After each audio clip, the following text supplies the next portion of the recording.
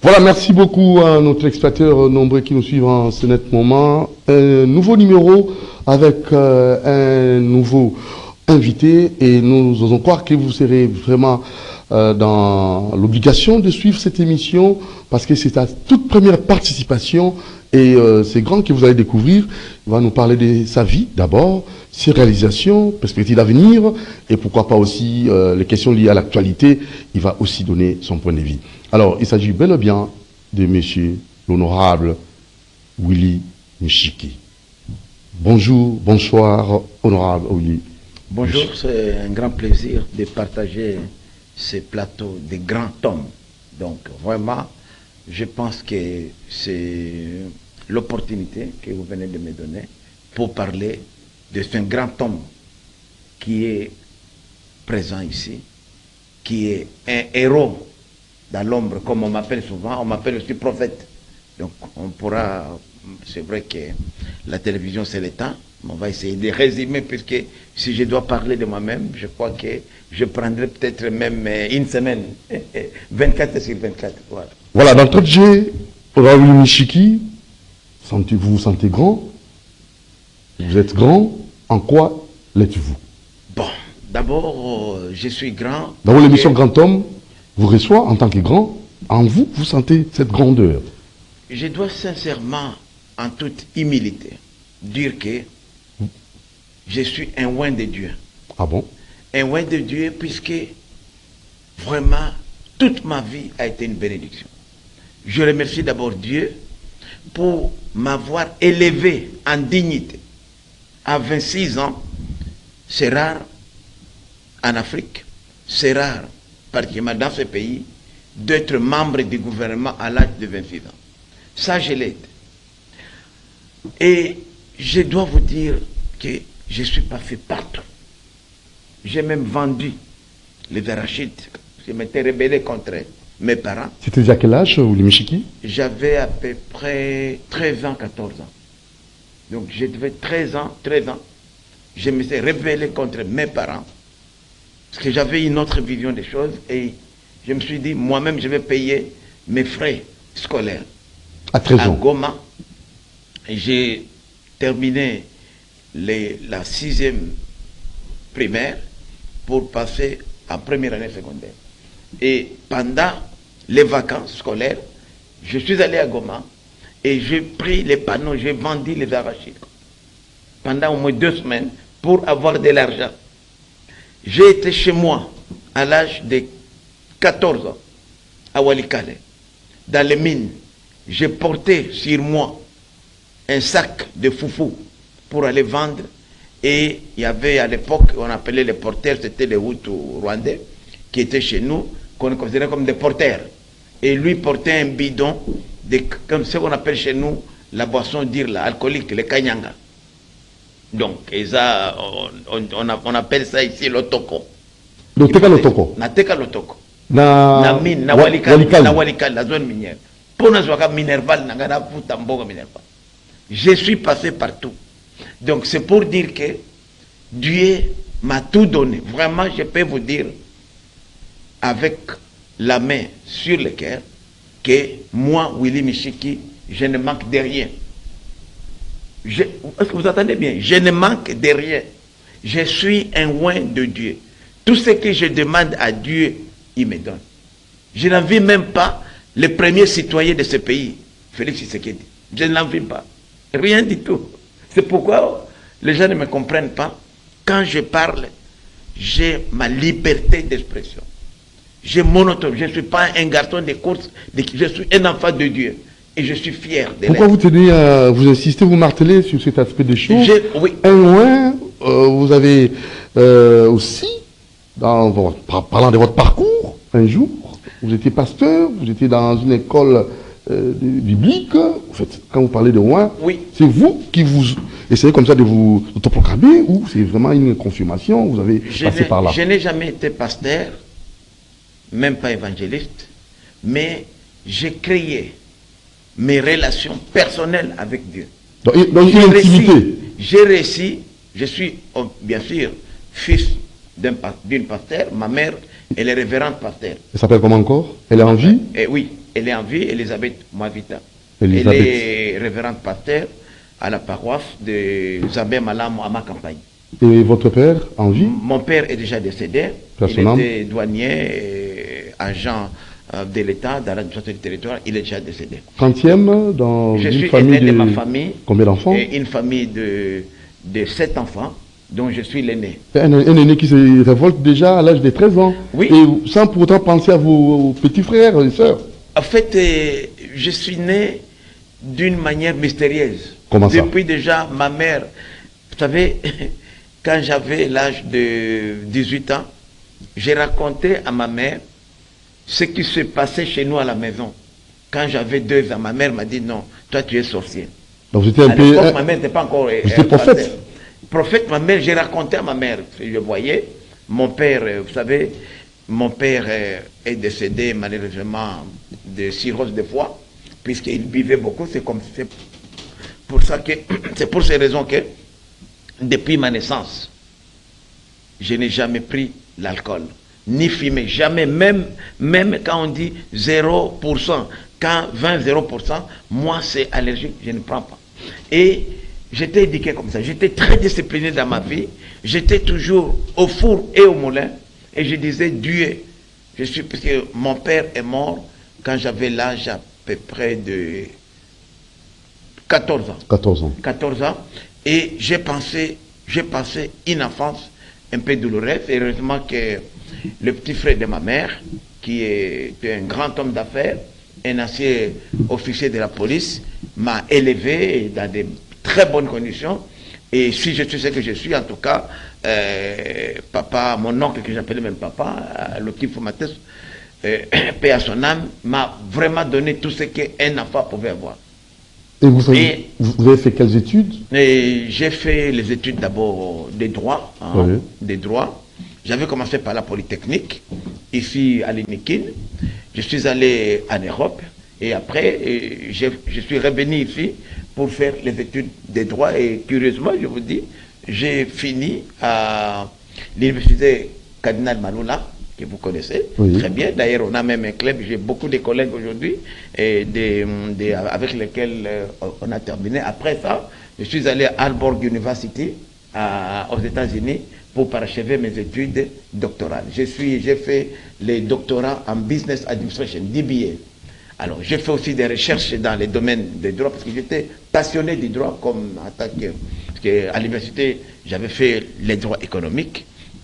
Et je suis parmi les tout premiers initiateurs, donc parmi les experts qui ont travaillé sur les codes miniers congolais aujourd'hui. À l'époque, il y avait la loi minière, et c'est ainsi que même j'étais orienté dans ma vie privée, dans le secteur minier. On n'en parlait pas beaucoup, mais pour moi, c'était un secteur qui pourrait aujourd'hui revaloriser l'économie congolaise et donner du travail aux Congolais. Comment ça? Parce que c'est un domaine que vous avez expérimenté depuis longtemps. En fait, comment s'y prendre? Et cette révision de notre code, ma vision à moi, c'était d'abord... C'est pour l'intérêt des peuples autochtones ou au bénéfice des étrangers? Malheureusement, c'est que nous, en tant que Congolais, nous n'avons pas assez investi dans la mine de production industrielle. Nous sommes restés dans la mine artisanale. Or, la mine artisanale ne se développe pas bien et ne donne pas l'opportunité aux acteurs. Vous allez voir aujourd'hui, les zones les plus pauvres de notre pays sont les zones minières. Vous allez aujourd'hui à Chikapa, vous allez à Walikale, partout où les gens font l'artisanat minier, c'est là où il y a la pauvreté aiguë. Ceux qui profitent, c'est ceux qui achètent les minerais. Et mon combat à moi a toujours été de passer. Parce qu'aujourd'hui, vous allez voir beaucoup, et là aussi, je déplore le rôle de SAEMAP qui est censé encadrer les artisanaux. SAEMAP ne joue pas son rôle. De façon que les artisanaux miniers qui regorgent une grande partie de nos compatriotes, pratiquement d'ailleurs la loi est claire, la mine artisanale appartient aux Congolais. Mais leur apport est très faible dans l'économie et même, et quand vous voyez aujourd'hui, les artisanaux miniers sont les plus pauvres. Par contre, ceux-là qui achètent les produits sont ceux-là qui s'enrichissent. Et mon combat toujours à moi a été comment passer de la production artisanale à la production minière. Et quand je vois les investisseurs qui arrivent chez nous, particulièrement les Chinois, les Indiens, ils n'apportent pas grand-chose. Pas grand-chose. Pas grand-chose. Ils savent seulement faire les montages financiers. Et ce qui nous fait défaut, nous, c'est ces montages financiers. L'État ne nous accompagne pas. En fait, le rôle de la Banque centrale, c'est ça. Aujourd'hui, accéder à un crédit, vous êtes Congolais, c'est le parcours des combattants. Et vous allez retrouver finalement... C'est ça qui bloque tout. C'est ça qui bloque tout, alors que l'État doit accompagner ses enfants pour accéder au crédit. Mais accéder au crédit, est-ce que votre demande respecte peut-être les normes, tout ça? Ça aussi, ça pose problème. Non. Déjà, aujourd'hui, l'État congolais devrait être le garant, particulièrement la Banque centrale. La Banque centrale devrait mettre en place des politiques capables de soutenir les compatriotes qui sont dans le monde des affaires. Or, la Banque centrale aujourd'hui, elle-même, la Banque centrale ne favorise pas les compatriotes. Ailleurs, c'est ce qui se fait. Vous regardez aujourd'hui, il n'y a aucune banque congolaise. L'unique institution congolaise, c'est la CADECO, qui est curieusement abandonnée. En principe, dans un État sérieux, je dis bien parce que je suis député, en principe, notre gouvernement devrait permettre à la Caisse d'épargne du Congo, qui est l'unique institution congolaise, que tous les paiements, par exemple, de l'État, devraient être faits à la CADECO. Ce qui permettrait à la CADECO pour booster un peu d'avoir des bénéfices, non seulement, puisque la CADECO, c'est la seule institution qui est presque dans tous les territoires du pays. Presque, je ne dis pas tout, mais presque dans 90% sur les 145 territoires, la CADECO est présente. Mais la CADECO n'a pas le soutien de l'État. Imaginez-vous aussi aujourd'hui, si la paie des enseignants, la paie de fonctionnaires de l'État pouvait se faire seulement à la CADECO serait la première banque de ce pays. Mais nous abandonnons, nous allons chez les privés, puisqu'il y a des opérations retour que ceux-là qui donnent des marchés reçoivent. Si la Robank est ce qu'elle est aujourd'hui, l'Ecobank Tembe, c'est à cause. Alors, quelles sont comme ça les conséquences quand nous faisons toujours, nous travaillons avec des banques privées? Qu'est-ce qui va des banques privées étrangères. Étrangères en plus. Alors nous avons, il y avait, et ça me fait vraiment mal au cœur, à l'époque, il y avait les Dokolo. NBK, c'était Dokolo. C'est parti comme ça. Et dernièrement, Kindelo qui est encore là même. Et c'est parti. Donc, et les étrangers viennent acheter les banques congolaises. La Tembe, où il y avait un peu de capitaux congolais aussi, a été racheté par les agresseurs même, les Kenyans. Vous avez même des boutiques, les alimentations. Tout est étranger. C'est ça, moi j'ai dit, on ne peut pas, ce n'est pas une concurrence déloyale, mais nous aussi, Congolais, nous devons être accompagnés par notre banque. C'est la Banque centrale, en fait, qui doit jouer ce rôle-là, moteur. C'est ça une des missions principales que la Banque centrale ne joue pas.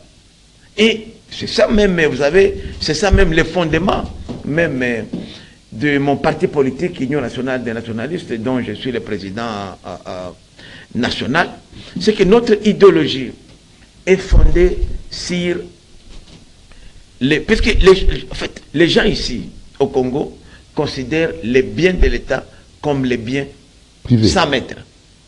Les biens 100 mètres. Je dis bien les biens 100 mètres. Pourquoi? C'est-à-dire que les biens de l'État sont des biens qui n'appartiennent à personne. Donc on peut s'en servir comme on veut. Quand vous êtes le maître de vos biens, vous les préservez. Vous avez votre maison, vous la préservez. Mais si la maison ne vous appartient pas, vous pouvez même laisser les toilettes, dire non, moi je suis locataire, demain je suis parti. Et c'est comme ça que nous avons insisté dans notre vision économique sur la privatisation des gestions. Privatisation des gestions. On ne peut pas comprendre aujourd'hui. Comment s'y prendre? Vous allez faire comment? Je prends l'exemple ici. Il y a plus de 50 entreprises publiques de l'État. Je viens de recevoir hier les projets de loi de finances et qui nous a été remis par la Première ministre. Quand vous regardez l'apport des entreprises publiques de l'État, Elle ne contribue même pas à 20% au budget de l'État.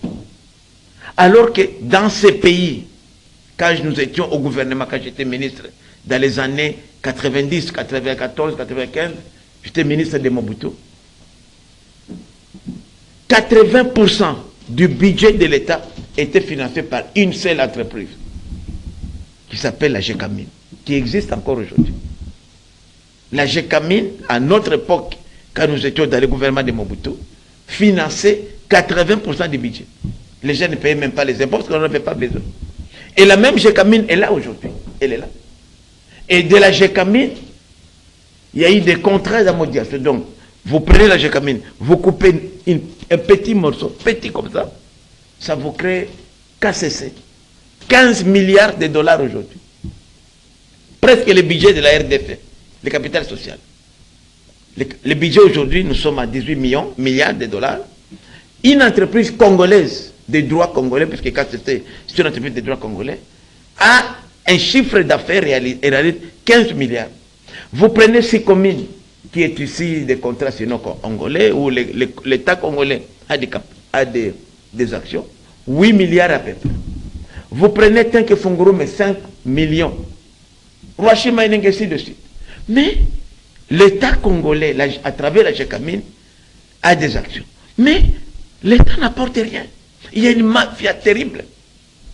Je ne vais pas parler ici d'autres trucs qui risquent de créer des scandales. Des chiffres, je vais interpeller les DG de la GECAMIN dans une question orale avec débat, où il y a eu des paiements extra, des KCC, de centaines de millions volatilisés dans la nature. La vente de remblais, là, vous savez que le phénomène des remblais, ça c'est, la GECAMIN prend de centaines de millions. Quand je regarde dans les budgets de l'État, il n'y a rien. Je ne parle que de la GECAMIN. Donc il n'y a pas une traçabilité. Pas de traçabilité. On vit ainsi de tout le monde. Alors, moi j'ai dit, toutes ces entreprises-là, si on pouvait privatiser leur gestion, donner aux privés, parce que les privés ont fait, je prends le cas aujourd'hui, nous prenons la GECAMIN, nous faisons un appel d'offres international pour vendre la GECAMIN et rapporterait à l'État congolais au moins, je dis au moins, 50 milliards de dollars. Au moins. Donc, alors l'État, quand l'État... C'est bien calculé. J'ai dit au moins. Une estimation. Au moins une estimation minimum 50 milliards de dollars. L'État congolais a 50 milliards. C'est donc le budget au moins de 3 ans que nous aurions déjà, nous, dans la caisse dans le trésor public. En plus, ceux qui achèteraient la GECAMIN, l'État congolais, puisque c'est ça le code minier, pourrait prendre dedans 5 à 10%. Mais à leur place. Et en plus, ces gens-là vont payer les taxes de l'État, les impôts. Ils vont donner du travail aux Congolais qui vont aussi payer. Et l'État doit jouer son rôle de régulateur. Un bon gestionnaire, en leur place de mettre la GECAMIN en vente. Il n'y a pas... Mais c'est ça qui mérite la méritocratie, quelqu'un qui a les connaissanses, la maîtrise. C'est ce que j'ai dit. C'est ce que j'ai dit, que le problème de ce pays, c'est le problème d'hommes. Le Congolais a un problème lui-même. Il considère ses biens, les biens de la République, comme des biens sans, des biens qu'on peut user comme on veut. Et ça, on le voit partout. Même à l'IGF, là, même à l'IGF. L'IGF a contrôlé la GECAMIN. Elle a certifié les comptes de KCC. Mais le trésor américain, moi j'ai des contacts, ils m'ont dit non, attention, monsieur Michiki. Parce que moi j'ai vécu aux États-Unis. Something wrong is there. Ça dit quoi? Donc il y a quelque chose de mauvais. Les comptes là, même l'IGF, son contrôle pose problème. Vous vous rendez compte? Même ce que l'IGF fait là, c'est la partie visible de l'iceberg. Je vous dis, ces pays ici n'ont même pas besoin de la Banque mondiale. Il ne faut pas tout rejeter en bloc. C'est comme si, selon vous, M. Michiki, je vous dis tout que ne marche pas. C'est pas bon. Je vous dis que les problèmes... Les efforts louables de l'IGF, tout le monde applaudit. Je vous dis, l'IGF fait quelque chose. Mais l'IGF pourrait encore faire mieux s'il y avait la bonne volonté. Moi, je suis dans le secteur des affaires et parfois ça me fait mal au cœur. je suis d'abord croyant, je crains Dieu. J'ai dit, si vraiment on a des hommes et femmes qui aiment ce pays ici, qui accompagnent des chefs de l'État, je ne les flatte pas. Je l'ai observé. Premier mandat, mais deuxième mandat, le président est vraiment animé d'apporter les véritables changements. Et si le président Félix a autour de lui des hommes et femmes qui partagent seulement 50%, je ne dis pas 50% de sa vision, je vous dis, ce pays ici n'a même pas besoin de la Banque mondiale. On n'a même pas besoin de FMI. Non. On a tellement beaucoup de ressources ici que c'est nous qui aiderions même les autres institutions. Mais ça c'est normal, non? Scandale géologique. Il y a des pays qui n'ont comme richesse cacao seulement et d'autres le maïs seulement. Mais nous avons tout ici. Vous avez le pays solution. Vous avez cité le cacao. Après mon échec électoral de 2018, je me suis dit, il faut que je cherche l'argent des campagnes. J'ai envoyé les gens à Béni prendre quelques semences de cacao. J'ai commencé à faire la culture de cacao. J'ai fait aussi la culture de vanille. Et aujourd'hui, je vous dis, un peu de café aussi. Je vous dis aujourd'hui, je suis le plus grand producteur de cacao et de vanille à Walikale. Aujourd'hui, j'ai fait de centaines de milliers de dollars. Comme ça, comme ça pousse. Pendant les vacances parlementaires, tout mon séjour, tout ça, c'est vrai, on m'a donné plus de 337 chèvres. J'ai eu 1023 poules les coques, mais j'avais de l'argent frais de mes cacao, de mes produits de cacao. Donc pour dire qu'on peut faire de l'argent, les cacao, ça pousse comme ça. Peut s'enrichir au Congo. Au Congo, donc je vous dis que... C'est un pays paradis. Vous savez, quand je vois parfois, vous savez, c'est pourquoi moi j'ai dit que si je ne suis pas compris dans cette Assemblée nationale, je serai le premier député national à démissionner pour n'avoir pas été compris par mes collègues et par notre gouvernement. Je quitterai l'Assemblée nationale très bientôt, puisque je n'arrive pas à comprendre la façon dont nous sommes... Vous savez, l'Assemblée nationale a beaucoup de pouvoirs. Les 3 missions que le Constituant nous a données, c'est nous l'autorité budgétaire. C'est nous qui avons en charge les contrôles parlementaires. Nous contrôlons à partir du Premier ministre, la Première ministre actuelle, jusqu'au chef de village, au chef de quartier. C'est nous qui avons la charge de légiférer. Donc, nous pouvons sanctionner, nous pouvons retirer les lois qui sont incompatibles, nous pouvons mettre en place des lois. Nous avons tous les pouvoirs. Et moi, j'ai fini à comprendre que si ce pays ne marche pas bien, ce n'est pas le président de la République, ce n'est pas le gouvernement, c'est nous, les parlementaires. Comment ça? Puisque nous avons eu tous les pouvoirs. Même de sanctionner aujourd'hui, nous pouvons sanctionner Madame la Première ministre. Mais puisque nous sommes légers, vous avez suivi avant-hier ici, au Palais du Peuple, pendant la session plénière, nous demandons la parole pour... On nous présente une proposition de loi. Quand on présente une proposition de loi, c'est pour qu'elle soit débattue. Non. Je demande aux collègues, on dit non, non, ici pour l'état de siège, on ne fait pas de débat. En bon? En vertu de quelle disposition? Non, non, non, on ne fait pas de débat. En bon? Alors on est député en quoi? Moi je préfère rentrer, faire méchant là-bas à Walikale, que de rester ici. Si on ne fait pas de débat, on est là pourquoi? Nous avons été en vacances parlementaires. Non, non, c'est le président de la République. Est-ce que le président de la République est responsable devant le Parlement? Est-ce que le chef de l'État, il est en contradiction? Si nous sommes de l'Union sacrée, je suis cofondateur de l'Union sacrée, j'ai adhéré à sa vision. Pourquoi il douterait de ce que nous pouvons faire comme débattement? On ne vote pas. Laissez-nous parler. Nous sommes parlementaires. Nous devons parler. On nous refuse de parler. Et il y a des collègues qui viennent là monter, motiver pour faire des motions alimentaires. C'est ça. Ici, je parle. Il y a aussi un problème. Le débat dans les temples de la démocratie. Mais quand c'est en direct, vous savez, c'est notre pays, c'est la sécurité de notre pays. Il y a aussi des questions qu'on doit peut-être débattre à huis clos. Monsieur, nous avons demandé le huis clos. Nous avons demandé le huis clos. Moi qui vous parle, j'ai même fait une demande au bureau de la convocation d'une session extraordinaire à huis clos sur 2 matières, la sécurité à l'Est et les drames humanitaires. On m'a dit que non, il faut le budget. Alors que quand je vois l'argent qui sort d'ici, qui va là-bas à l'Est, même pas 50% n'arrive pas là-bas. C'est du business. Les gens... Avez-vous des preuves pour ça? Mais je vous dis, je suis député. J'ai mis ça dans mon rapport parlementaire, conformément aux articles 144 et 145 de notre règlement intérieur. Et moi, si ça continue comme ça, je vais quitter l'Assemblée nationale. Ma place n'est pas là-bas. Je vous dis, ma place n'est pas. C'est la honte que nous faisons. Même Dieu va nous punir, mon frère. C'est la honte que nous faisons pour le pays. Lorsqu'on est député, dignement élu. Moi, je n'ai pas été nommé. Moi, j'ai été élu. Quand je regarde les pauvres citoyens de Walikale qui m'ont fait confiance, qui ont dit, Michi, qui ont ta voix là, on ne peut pas aller là-bas. Et moi, je viens ici, je deviens un courtisan, un garçon de course, comme un mouton de paniche, qu'on amène là-bas. Non. Ça, je dis non.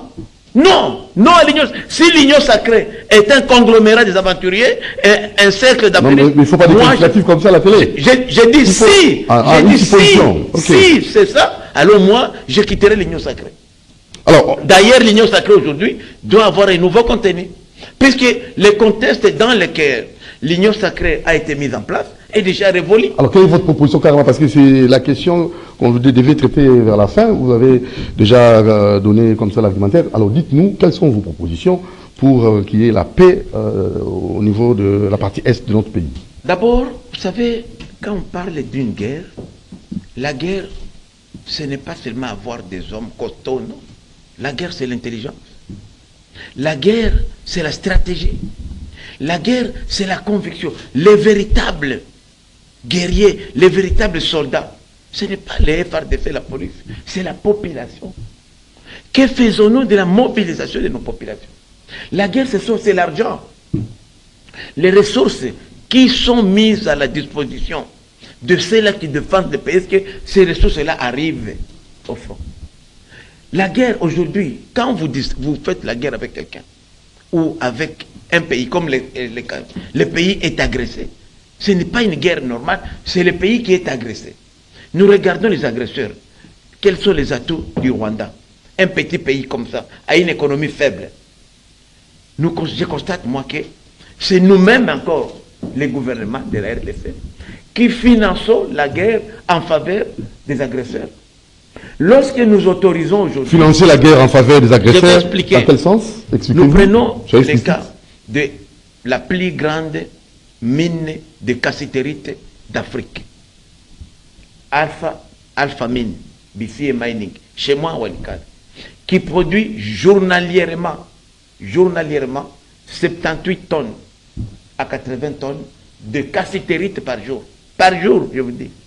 Mais cette mine-là, ces produits-là, sont transportés par plus de 2000 camions au port de Mombasa. Les bureaux les plus importants de Alpha Mine sont à Kampala, les bureaux de liaison. Les bureaux, donc, parce que le siège, c'est à Nairobi, à Mombasa. Les ports de Mombasa, parce qu'aujourd'hui, le Kenya soutient l'agression. Le Kenya est avec Alliance Fleuve Congo. 70% des activités portuaires de Mombasa au Kenya sont couvertes par les produits congolais. Et ce port-là génère plus de 15 milliards de dollars. Vous vous rendez compte combien d'argent on donne? Les marchandises qui transitent par les Rwandais, du Congo chez nous, représentent environ 700 à 800 millions de dollars chaque année. C'est le Rwanda qui perçoit ça de chez nous. Aujourd'hui, la douane de Bunagana, pendant les cessez les faits, ils viennent de prendre encore la douane du Tchad, qui rapporte de millions de dollars à la rébellion. Un conteneur qui paye 15 000 dollars américains à Matadi paye 5 000 dollars à Bunagana. Vient de payer 3 000 dollars à Ishacha. Alors tous ces produits-là entrent dans les territoires occupés par les agresseurs. On les amène à Goma en moto, en voiture, et là, on les met dans l'avion ici. Vous allez constater qu'à Goma, le prix de fret a diminué. Puisqu'il y a maintenant même des produits. Avant, à Goma, il n'y avait que des produits alimentaires. Allez ici, vous allez voir qu'il y a des produits. Pour ça, vous allez aujourd'hui à Butembo, Beni, Walikale, vous trouvez des produits moins chers qu'ici à la capitale. Pourquoi? Puisque nous sommes en train de financer indirectement. Alors, que faire maintenant? Alors, c'est pourquoi moi j'ai dit il faut faire l'embargo financier. L'embargo? L'embargo financier d'abord. Aujourd'hui, les Kenyans. On va procéder comment? D'abord, ce n'est pas une innovation. Nous n'allons pas inventer la roue. Les États-Unis, qui est une vieille démocratie, fait l'embargo. Les gens comme les Makenga, les Kunda, qui n'ont jamais eu même des comptes à l'étranger, on fait même un embargo financier sur leurs avoirs qui n'existent pas. Nous avons le Kenya qui a Equity BCDC ici, qui a racheté Tembe. Pourquoi ne pas faire l'embargo financier sur ces deux banques-là, qui enrichissent à partir de nos sueurs de fonds, notre sueur de fonds, le Kenya trouve de l'argent pour financer la rébellion contre nous.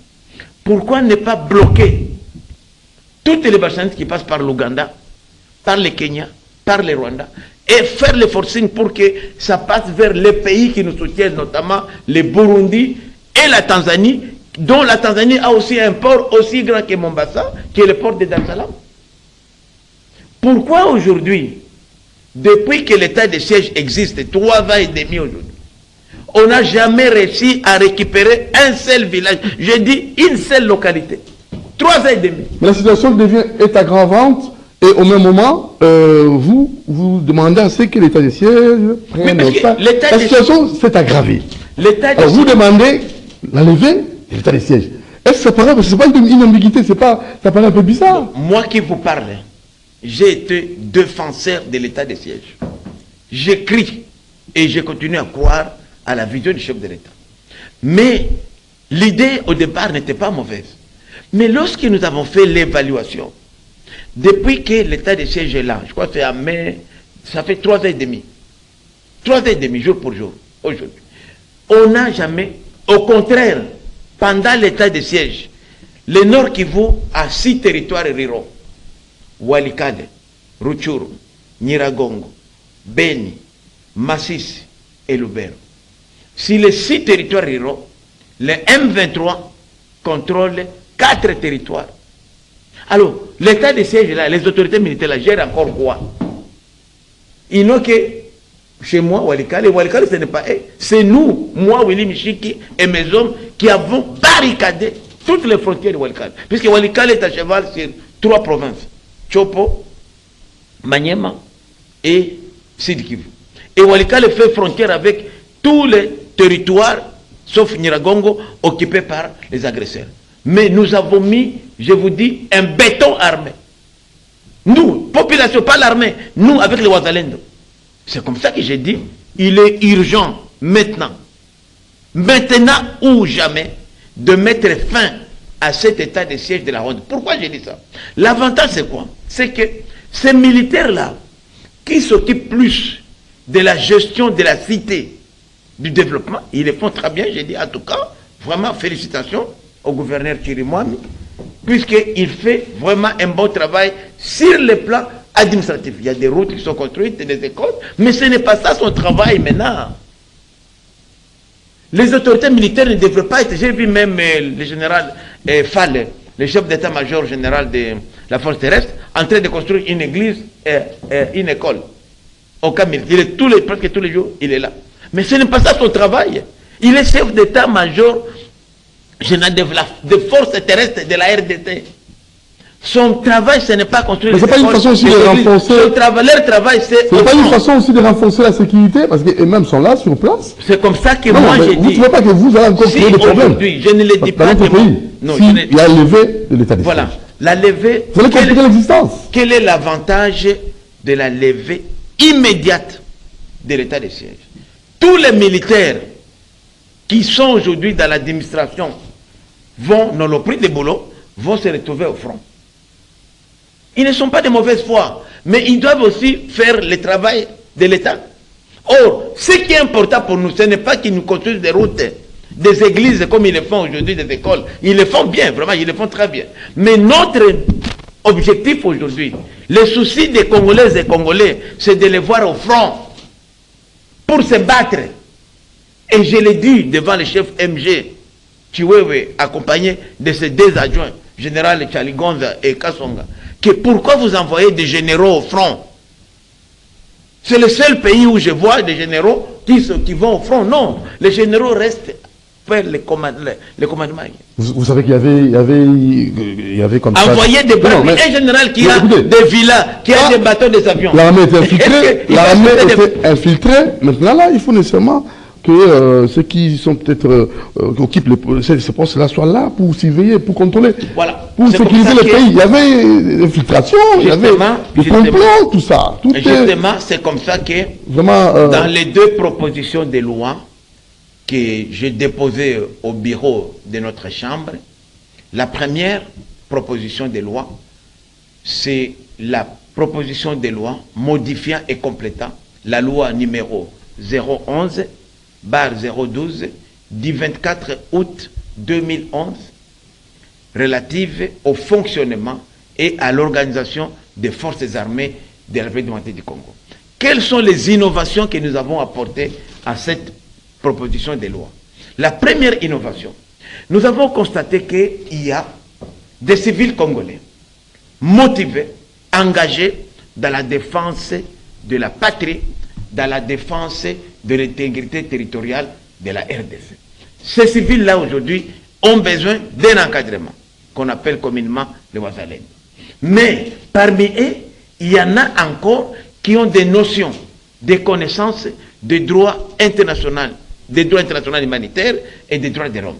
Nous proposons, dans ces projets-là, dans ces propositions de loi, de les incorporer comme c'est une situation exceptionnelle de guerre dans les FARDC. Aussi, nous avons initié la deuxième proposition de loi complétant et modifiant la loi numéro 011/013 du 24 août 2011 relative au fonctionnement et à l'organisation de la police. Là, nous avons aussi incorporé le même civil engagé qui aujourd'hui font la fierté du pays dans la police nationale. Puisqu'aujourd'hui, il y a un problème sérieux des effectifs. Nous devons nous dire la vérité. Je vous dis, vous allez aujourd'hui, même ici, je ne parle chez moi à Walikale, 70% Walikale qui a la superficie comme le Rwanda, 23 500 km², 70% et la sécurité est assurée par les Wazalendo.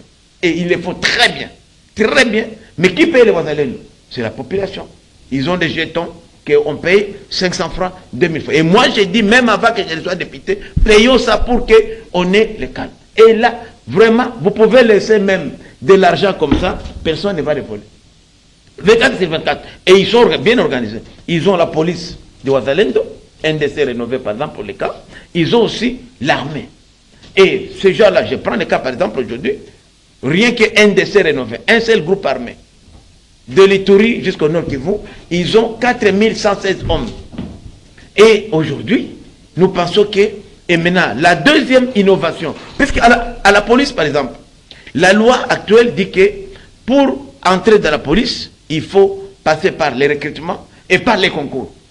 C'est comme ça, vous voyez qu'il n'y a pas beaucoup de candidats, parce que recrutement et concours, c'est compliqué. Aujourd'hui, maintenant, la nouvelle loi qui pourrait être promulguée par le chef de l'État permet à ce qu'on puisse coopter des hommes et femmes formés qui ont les connaissances de manipulation des armes et du droit international humanitaire et droits de l'homme, les coopter dans la police pour renforcer les effectifs.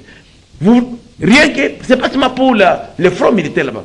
Ici à Kinshasa, si dans chaque quartier, vous avez un commissariat de sous-SIAT avec seulement 10 hommes, je vous dis qu'on ne verra plus les mais la police n'a pas d'hommes et femmes, il n'y a pas de gens.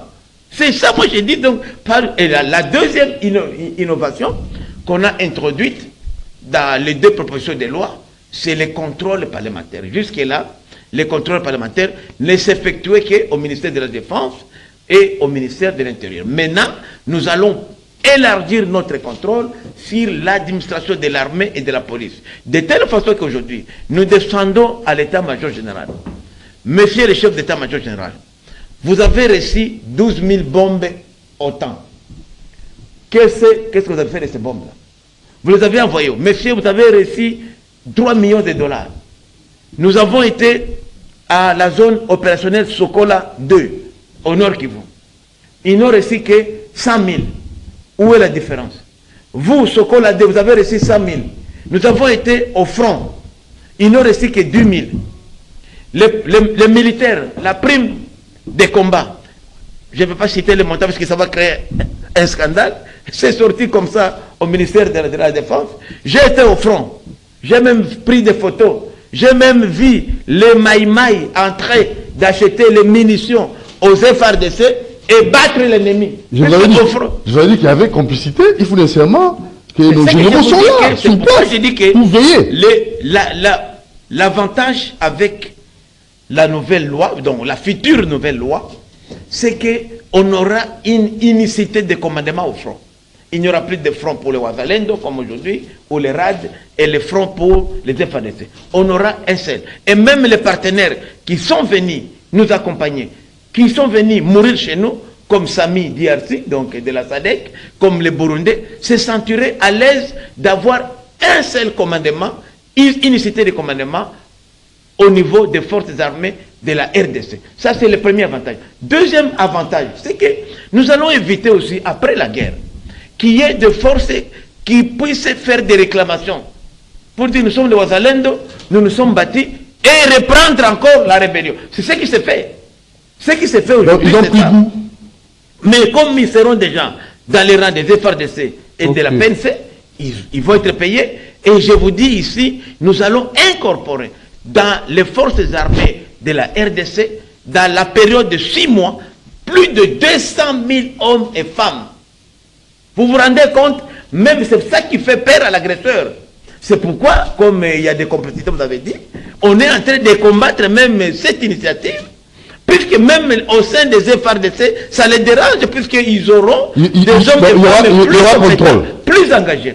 Et l'avantage avec les Wazalendo, ex-Wazalendo, puisqu'ils sont déjà dans les forces de réserve de FRDC RAD, et ils ne se battent pas seulement pour le pays.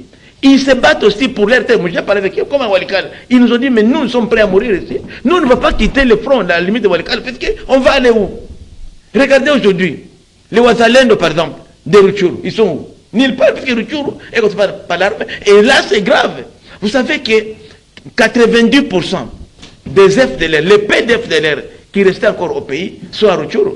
Donc, là où le M23 Alliance contrôle, c'est là où il y a le plus gros lot des FDLR. Et quand j'attends, dans les négociations de Luanda, notre gouvernement s'engageait à venir chercher les FDLR, je me dis, mais ils les trouveront où? Puisqu'ils sont dans les territoires occupés par le M23.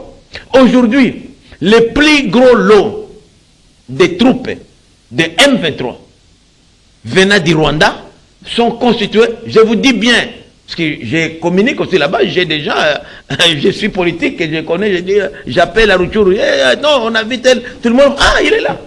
Des FDL qu'on connaissait, puisqu'ils ont vécu chez nous plus de 10 ans, qui reviennent dans les rangs de l'armée rwandaise en couverture de M23 et RFCOM. Et là, ils prennent là-bas au Rwanda, ils recrutent des ex-FDLR qu'on a envoyés là-bas dans les programmes d'EDER. Retour chez eux, mais on les recycle, ils reviennent chez nous comme des cobayes qu'on avait au front. Et on leur dit, on n'a pas d'espace ici, allez là-bas pour vous installer au Congo. Vous voyez, des FDLR, on n'a pas de part. Le complot est tellement... des ex-FDLR. Le complot est vraiment international, là aussi. International, mais nous aussi au niveau du gouvernement, nous avons un problème. Puisque le problème chez nous, c'est quoi? Moi, je suis député national, je suis payé par le gouvernement congolais. C'est les trésors, les contribuables congolais qui me payent. Mais pourquoi ne pas nous consulter, nous, les gens de l'Est qui connaissent? Ça fait 3 décennies que je suis acteur, nous, les Bitakouira, les autres, acteurs de première. Dans les négociations, mais quand on envoie... Vous voulez aussi vraiment être là non, et... Non, c'est-à-dire que le problème, c'est quoi? On est demandé, nous sommes payés déjà. Moi, j'ai mon salaire régulièrement. Mais pourquoi ne pas nous consulter? On veut qu'on vous associe. Quand on envoie, même dans les négociations, on envoie des mini-frétins, Puisqu'il a des entrées à la présidence, il a des entrées à l'ANER, il a des entrées à la maison militaire et au ministère de... Non, ce sont des amis. On ne peut pas traiter les affaires de l'État à ce niveau-là. Prenez des gens compétents qui ont des notions. Moi, quand je vais négocier là-bas pendant moi, je vous dis, je connais 80% des leaders de M23. Ce sont des gens avec qui on était à Goma, à Bukavu, ce sont les mêmes là. Et quand je parle, je sais, point faible, je peux même les séduire. Pourquoi elles nous infiltrent? Pourquoi nous, on ne peut pas les infiltrer? Pourquoi est-ce qu'ils ont plus de moyens que nous, l'État? Je connais ce qu'ils payent aux gens au front là-bas. Les cobayes, là, qu'on les appelle les cobayes. Et ils n'envoient pas des généraux comme nous. Ils envoient des cobayes, des gens qui recrutent par armée les déplacés là, les cas des réfugiés. C'est là où ils recrutent. Je connais combien ils payent. Alors vous envoyez là-bas quelqu'un qui vient de Bruxelles, de Paris, puisqu'il connaît tel comme ça, qui ne parle même pas la langue. Alors c'est ça l'approche mauvaise. Et on va vous dire comme Bosso, la collègue Bosso disait que ah non, les députés de l'Est sont dans les groupes armés. Mais il a fait la mandat. Il n'a jamais présenté un seul député. Jamais. Pendant tous les mandats. Et ça, on a cliqué à ça. Non. Je vous dis, il n'y a pas de gens aussi engagés que nous les élus. Puisque cela dépend de notre survie politique. Moi, j'ai été élu. Et vous boutez les Mbosso. Pourquoi? Non, Mbosso a dit ça comme pour juste plaire à la galerie. Il n'a jamais apporté de preuves. C'est lui le président. Pourquoi il n'a pas présenté? Il y a des députés qui rejoignent. Mais lesquels? Citez-moi seulement un seul député qui a rejoint. Un seul, non, pas beaucoup. Un seul. Non, citez-moi. Vous savez, c'est bien de dire. Citez-moi un seul député. Ils sont libres. Moi, je peux aller chez Nanga, j'ai levé. Personne ne m'interdirait. Mais moi, j'ai été élu. Avec l'amour du pays. J'ai été élu. Monsieur. Je vous dis, j'ai été élu. Vous aimez vraiment le Congo? Moi, je n'ai que le Congo. Et je vous dis, retenez bien, que si je suis député national aujourd'hui, c'est puisque j'ai bâti campagne pour le chef de l'État, pour une seule question, rassurer aux Walikaliennes et Walikaliens que le président Tshisekedi va ramener la paix. Et que Walikale ne tombera jamais dans les girons de M23 et leurs partenaires. Ça, c'est mon combat à moi. C'est pourquoi aujourd'hui, si ces conditions ne sont pas réunies, je ne vois pas pourquoi moi je resterai encore au palais du peuple. Alors pourquoi nous sommes arrivés au terme de notre émission? Je vous dis que moi, Willy Michiki, si ça continue comme ça, avec cet état de siège comme ça, ces aventures-là, moi je vais quitter l'Assemblée nationale. Et j'interdirai à mes deux suppléants de rester là-bas. Il y aura au finish 499 députés nationaux et ça va rester dans l'histoire de ce pays. Pour dire qu'il y a des gens qui ont la dignité. Moi, je n'ai pas été nommé, j'ai été élu et j'ai la dette, je suis chrétien, je suis croyant. J'ai le devoir moral de retourner l'ascenseur à mes électeurs. Et quand j'arrive ici, c'est comme si un cercle de camaraderie, ah non, c'est le président qui a envoyé le projet de loi. Non, depuis quand le président envoie le projet de loi? Non. Et maintenant, nous sommes pourquoi le président n'a pas juste délibéré par ordonnance présidentielle, puisque la loi l'autorise. Il peut statuer en délibérant, en signant une ordonnance délibérée en conseil des ministres, sans passer par nous. S'il passe par nous, c'est parce que nous puissions aussi donner nos avis. Moi, nous, on a demandé seulement d'être député, on a refusé. Moi, je reviens encore, Monsieur Willy Michiki. Ce sont des questions sécuritaires, d'ordre sécuritaire. Il faut l'exploiter à huis clos. Nous avons demandé au bureau. C'est ça qui est plus important. Nous avons demandé au bureau de pouvoir éteindre tout ce qu'il y a comme caméra, micro, et qu'on fasse le huis clos. Le huis clos, c'est quoi? On ferme seulement, on enlève tout ça, ne sont pas députés, c'est tout. Mais on nous a refusé même cette possibilité-là. Voilà, M. Michiki. Et moi, je vous dis, non, même là, je n'ai pas signé la présence. Et on nous dit qu'il y a eu 331 qui ont voté. On a rigolé. Ça, c'est la galerie. On ne dirige pas le pays comme ça. Nous sommes des élus dignes, mon cher. Nous sommes dignes. Et ça, ce n'est pas à l'hémicycle, temple de la démocratie, qu'on va amener cette bassesse-là. Ça, c'est trop bas. Moi, ça ne m'honore pas comme élu du peuple. Oui, vous parlez de bassesse, mais moi, les manques de débat. Je reviens encore à mon introduction. Parce que vous savez, la situation devient aggravante et vous voulez encore demander la levée de l'état du siège. Mais vous avez fait des propositions. On donne des arguments. La situation devient aggravante Vous demandez la révision. Justement, la situation... Alors, ça va encore s'aggraver davantage. Mais ça sera pire encore, M. Willy Michiki. Mais la situation s'est aggravée pendant l'état de siège. C'est pourquoi nous disons que l'état de siège a échoué. Il faut reconnaître ça a échoué. Il faut le requalifier. Tout le monde était unanime. Parce que moi, je parle des faits. Avant l'état de siège, quand on a instauré ce état de siège, le M23 n'était qu'à Bunagana.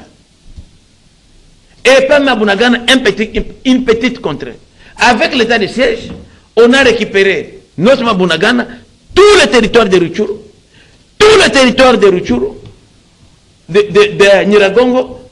On a récupéré 80% de Massifi, on a récupéré 50% de Lubero.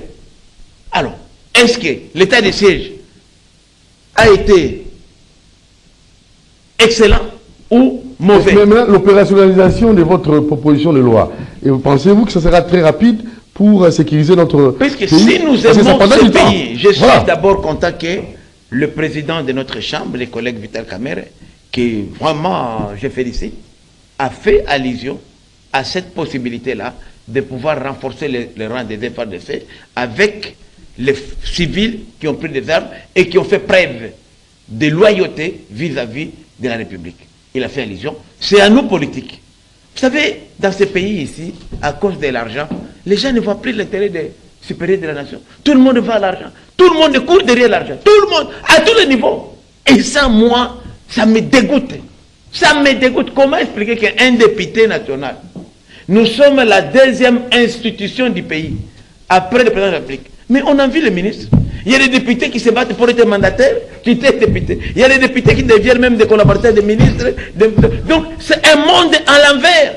Un monde à moi, ce n'est pas mon monde. Merci beaucoup. Qu'est-ce que vous détestez dans votre vie, pour finir? Je voudrais seulement... Qu'est-ce que vous détestez? Sur le plan comportemental? Ce que je déteste. Oui, dans votre vie. Ce que je déteste, c'est la tendance de leaders politiques congolais à courir derrière l'argent, à ne voir que l'intérêt égoïste. Ça, je déteste. Et quel est l'élément heureux de votre vie? En fait, quel événement heureux de votre vie? L'événement qui vous donne vraiment la joie? Ce qui me donne la joie d'abord, c'est qu'on a une jeunesse ici qui a de l'avenir, qui demain pourrait changer les choses, mais qui n'est pas encadré. C'est l'espoir que j'ai pour demain. Et ce que moi je dis, nous passerons. Mais qu'est-ce que nous laisserons derrière nous? Et c'est comme ça que si je soutiens Félix Tshisekedi aujourd'hui, c'est puisque je vis en lui cette prise de conscience. Malheureusement, il est seul, le pauvre, il est seul. Il est seul. Si on avait des gens, nous, les députés, puisque les gens disent nous sommes des réunions sacrées, non, on doit soutenir le chef de l'État, sa vision, dans les actes, pas dans les discours. Très bien. Comme on a vu à l'hémicycle là-bas. Merci Willy Michiki. À la prochaine occasion. Merci beaucoup. Très bien. Merci à toute l'équipe. Merci à Christian Banjolo. Merci à Fiston Atunga, à Bilondinga. Et pourquoi pas aussi à Moro Djambé. Hein. Je vois Alain Kabongo, je crois qu'il sera déjà là. Doudou Montier vous aime beaucoup. Grand merci à vous, monsieur Alain Taboukou. Salutations à vous, le petit boss. Et je n'oublie pas aussi monsieur Ouli Moucheni. Salutations à vous. Et je n'oublierai pas monsieur Bienvenanti Manancel. Salutations à vous, Maison Keren. Fondation Keren, Mesure la prière et Osman et votre épouse, Maman Kembe, les enfants Naomi Keren, Antibana, et mention à vous depuis Canada, Madame Dorcas Nzumba, pour votre NGD Action Plus. Vous faites des actions concrètes et visibles. Coup de chapeau à vous, continuez de la sorte, et Dieu va toujours à vous bénir davantage. Du côté des voisins, nous saluons son excellence Florent Chiba, salutations à vous, et pourquoi pas M. Guichon, Moranjambe, Alfred Madzou, et Trésor Mbemba, et je vois là aussi M. Kouba. Nous pensons vous retrouver très prochainement. Doudou Montier vous aime beaucoup. Aimons les pays, faisons des choses, posons des actes pour l'avancement de notre pays. Évitons l'intérêt égoïste. Nous n'avons que ce pays, on n'a pas d'autre. Très bien. Ciao, portez-vous bien, ciao.